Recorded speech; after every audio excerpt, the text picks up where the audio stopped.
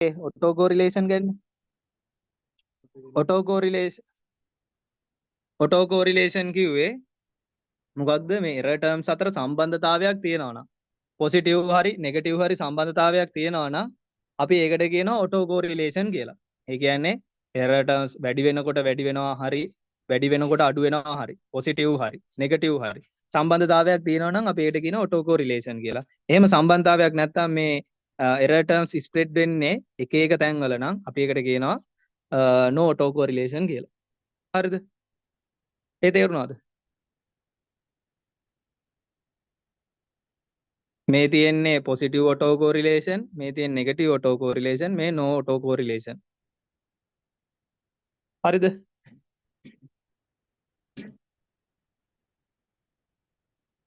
ඒක තේරුණාද?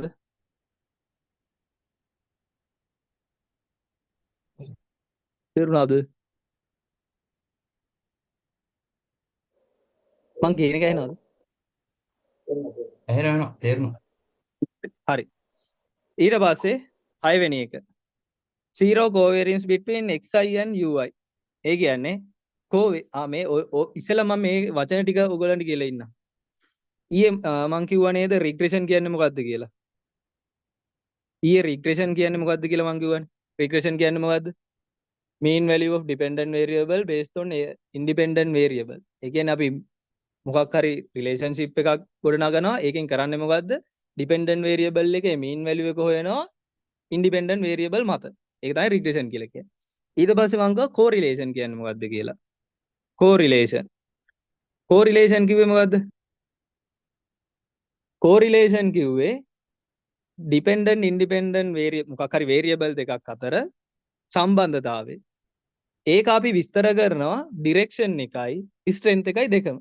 ඒ කියන්නේ වැඩි වෙනකොට වැඩි වෙනවා. වැඩි වෙනකොට වැඩි වෙන්නේ කොච්චර ප්‍රමාණයකින්ද? ඔන්න ඕක කියනවා නම් අපි ඒකට කියනවා correlation කියලා. ඒ කියන්නේ relationship එකේ strength එකයි direction එකයි දෙකම කියනවා නම් අපි ඒකට කියනවා correlation කියලා. පැහැදිලිද? ඊට පස්සේ කිව්වා covariance. කිව්වේ නැද්ද වන්ද? ඔන්න. covariance කියන්නේ ඒකෙන් පෙන්වන්නේ direction එක විතරයි. ඒකෙන් strength එක පෙන්වන්නේ නැහැ. direction of linear relationship between two variable. හරිද? ඒ කියන්නේ මොකක් හරි variables දෙකක් අතර තියෙන සම්බන්ධතාවයේ ඩිරෙක්ෂන් එක විතරක් පෙන්වනවා නම් අපි ඒකට කියනවා covariance කියලා. එතකොට correlation එකෙන් තව වැඩියෙන් විස්තර කරනවා. හරිද? covariance එකෙන් පෙන්වන්නේ ඩිරෙක්ෂන් විතරයි. correlation එකෙන් අපිට පෙන්වනවා strength එකයි direction එකයි දෙකම. ඊට පස්සේ variance එක. ඒක අද කිව්වනේ. variance එක කියන්නේ mean එකත් එක්ක අපි mean එකත් එක්ක ඇත්ත values කොච්චර වෙනසක් ඇති වෙනවද? අන්නේ mean එකයි ඇත්ත values අතර තියෙන වෙනස තමයි variance එක කියලා කියන්නේ. හරිද? ඒ කියන්නේ අර අපි UI වල ගත්ත UI error term එක කොච්චර ස්ප්‍රෙඩ් වෙනවද mean එකත් එක්ක. ඒක කොච්චර දුරින් ස්ප්‍රෙඩ් වෙනවද? අන්න ඒකට අපි කියනවා variance එක කියලා. හරිද? ඔන්න ඔය ටික දැනගන්න ඕනේ. මොනවද දැනගන්න ඕනේ? regression, covariance, correlation, variance. ඔන්න ඔය ටික දැනගත්තා නම් හරි.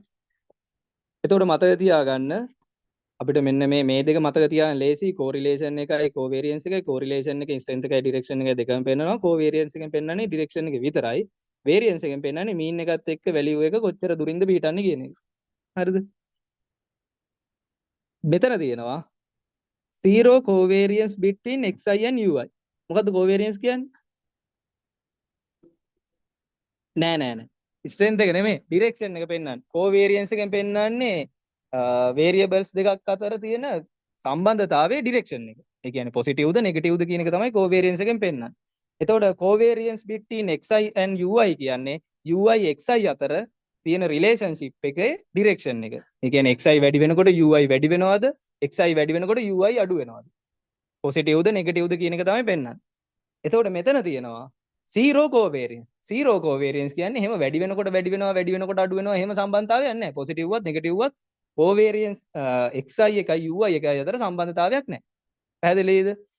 ඒ කියන්නේ සරලවම කිව්වොත් xi එකයි ui එකයි අතර රිලේෂන්ෂිප් එකක් නැහැ කියලා කියන්නේ.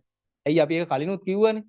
ui එකයි xi එකයි අතර ui එකයි yi hat එකයි අතර වෙනසක් මේ රිලේෂන්ෂිප් එකක් නැහැ කියලා කිව්වනේ. yi hat එකයි අතර. yi එක අතර වෙනසක් තියෙනවා. මේ වෙනසක් නෙමෙයි සම්බන්ධතාවයක් තියෙනවා. හරිද? එතකොට මෙතන ලියලා තියෙනවා covariance xi yi equal 0 කියලා. ඔය covariance එක පෙන්ලා තියෙන විදිහ.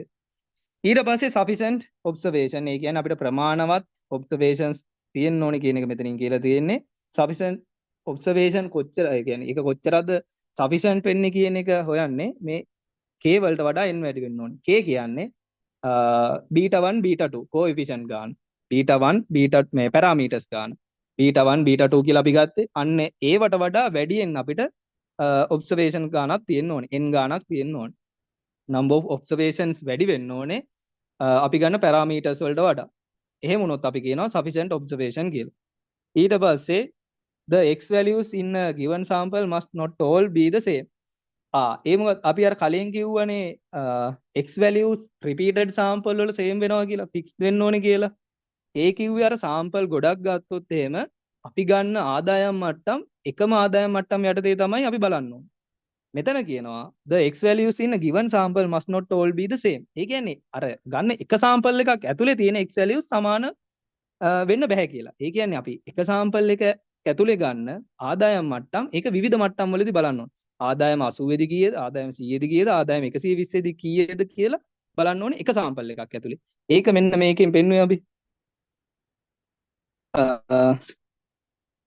මේ තියෙන්නේ මෙතන මේ x values කියන එක sample දෙකක් අතර එකම අගයක් තියෙන්නේ. sample දෙක compare කරොත් එහෙම මේ දෙක compare කරොත් එකම x values ටිකන්නේ මේ ටිකේ තියෙන්නේ. හැබැයි එක sample එකක් ඇතුලේ මේ sample එක තනියම ගත්තොත් මේ sample එක තනියම ගත්තොත් ඒකේ x values වෙනස් වෙනවා. 80 100 120 140. ඔන්න ඕක තමයි එතන කියන්නේ. ඒ කියන්නේ sample එක ඇතුලේ x values වෙනස් වෙනවා. හැබැයි මේ වෙනස් වුණාට sample දෙකක් compare කරනකොට එකම x values තමයි compare කරලා තියෙන්නේ. පැහැදිලිද ඒක? ඒකේ ප්‍රශ්නයක් තියෙනවද?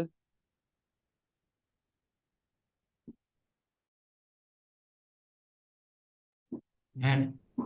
ප්‍රශ්නයක් තියෙනවද ඒකේ? නෑ. හරි.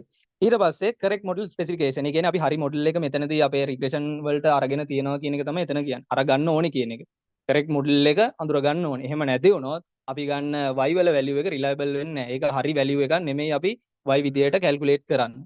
ඒක හරි model එක ගන්න ඕනේ. ඒ කියන්නේ beta 1 beta 2 හරි එක වෙන්න ඕනේ. අපි ගන්න model එක හරි model එක වෙන්න ඕනේ කියන එක එතනින් කියන්නේ. පැහැදිලිද? ඔතනින් ඉවරයි. ප්‍රශ්න මොනවා හරි තියෙනවද?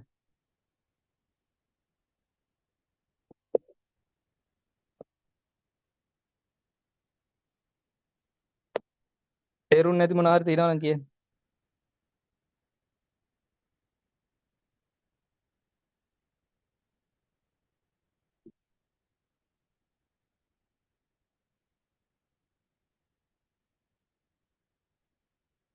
ප්‍රශ්න මොකුත් නැද්ද?